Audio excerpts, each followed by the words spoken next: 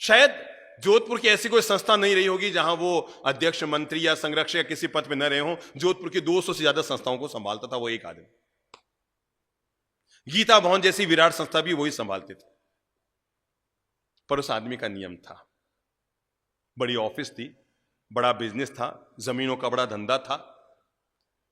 Meeting में बैठा है कि कार्यक्रम में बैठा है कि ऑफिस में बैठा है कि कहीं भी बैठा है, जैसे ही 12:15 बजती वहां से खड़ा हो जाता। मंच पर बैठा है तो भी नियम क्या था, 12:35 पर वो, उनकी धर्मपत्नी, उनका बेटा और उनकी धर्मपत्नी यानी बहुरानी, ये चारों लोग जीवन भर हमेशा एक थाली में बैठ के उन्होंने खाना खाया।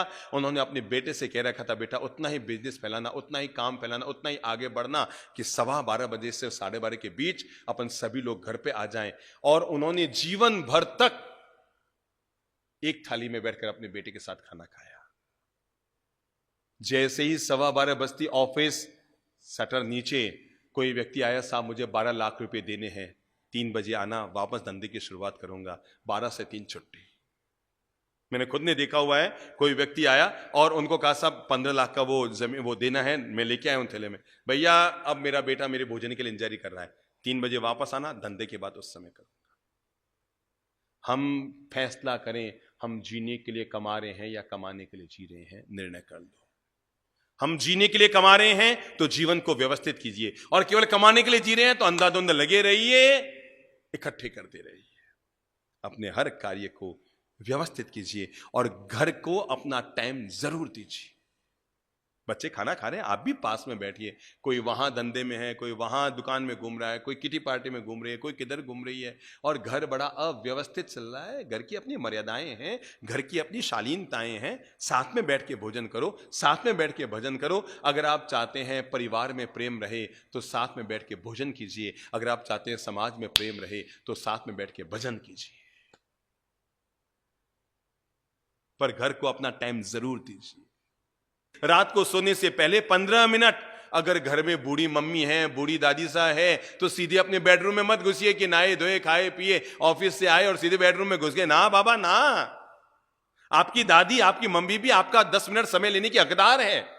आप अपने बेडरूम में बाद में जाइए, पहले 10 मिनट उनके पास जाके बैठिए। दादी साहब कैसे हो, मम्मी जी कैसे हो, हालत ये है। वो तो बेचारी तुम्हें आते जाते देख देख कर केवल मन को खुश करती है, 2 मिनट पास में बैठ नहीं पाते। आपको खुद को नहीं पता कि अभी मम्मी के कौन सा दर्द है या नहीं है, वो मुंह से बोल नहीं रही कि आपको तकलीफ ना हो, और आपको पूछने का समय नहीं। इन्वेस्ट कीजिए, टाइम का इन्वेस्ट, और अपने मम्मी, बूढ़ी मम्मी के पास जाके बैठिए, बूढ़ी दादी के पास बैठे जाके, कैसे है दादी साहब, मम्मी जी कैसे हो, 2 मिनट पांव दबा दें।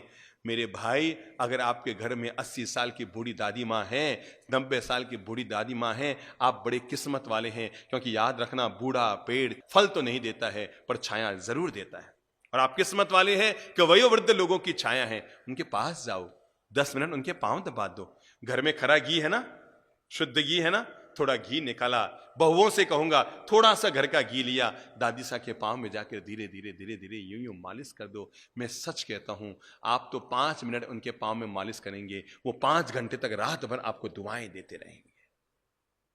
जो बहुएं, जो बच्चे रात को सोने से पहले अपने दादा दादी की सेवा करके सोया करते हैं, उनकी रात रात नहीं होती, उनकी हर रात दिवाली बन जाती है। जो रात को सोने से पहले घर की दादी सा अगर हैं, आप पत्नी को 8 घंटे देते हैं, धंधे को 8 घंटे देते हैं, बच्चों को 2 घंटे देते हैं, समाज में 4 घंटे गप्पे मारने में देते हैं, क्या आप में यह जागृति नहीं? जिस मां ने जन्म दिया, जिस पिता ने पूरा जीवन दिया, 15 मिनट उनके पास जाकर उनके सुख दुख का भी पूछूं, जरूर दीजिए। मैं कहूंगा, बड़े बुजुर्गों को आपसे कुछ नहीं चाहिए, केवल आपके टाइम का इन्वेस्ट चाहिए, और अपना 15 मिनट 20 मिनट शांति से जाकर उनके पास बैठो। मम्मी जी कोई सलाह, मम्मी जी कोई काम काज, कुछ लेकर आना है, मम्मी जी घर में सब ठीक है ना, आपका भोजन पानी व्यवस्था। 24 घंटे में एक बार बड़े बुजुर्गों के साथ बैठ के खाना खाइए, ताकि आपको पता लगे कि आपकी दादी माँ क्या खा रही है, उनको क्या खाने को मिल रहा है। मैं कई अमीर घरों में गया हूं जहां पर उनके अभिभावक मुझे कान में कहते हैं, बाप जी हमारे बेटे ने समझाओ नहीं, बाप जी भोजन तो कम से कम सुख से दे।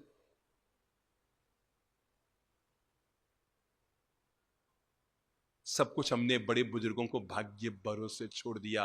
कई लोग तो ऐसे हैं जो जॉब के नाम पर, धंधे के नाम पर बेचारे बूढ़ी दादा दादियों को गांव में छोड़कर आ गए, अपने धंधे में लग गए। पत्नी को साथ लाना आपको याद रहा, बच्चों को साथ लाना आपको याद रहा, पर बूढ़े माँ बाप को साथ लाना आपको याद नहीं रहा।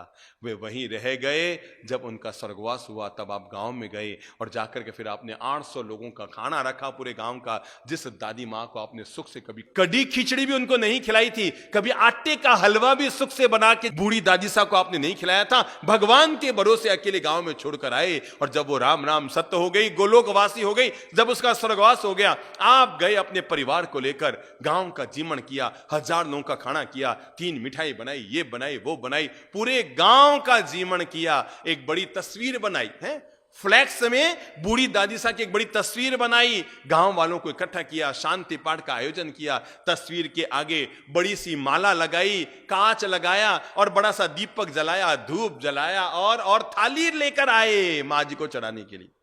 जिस मां को कभी सुख से खिचड़ी खाने को न मिली थी, उस मां के आगे क्या लेकर आए? 4 मिठाइयों से भरी हुई थाली लेकर आए। आपको पता है, तब वो तस्वीर में बैठी हुई मां सोचती है, इस तस्वीर को फाड़कर बाहर निकलूं और मारूं 2 जूत कि जिंदी थी तो सुख से खिचड़ी न खिलाई और ये 4 मिठाइयों का नाटक कर रहा है।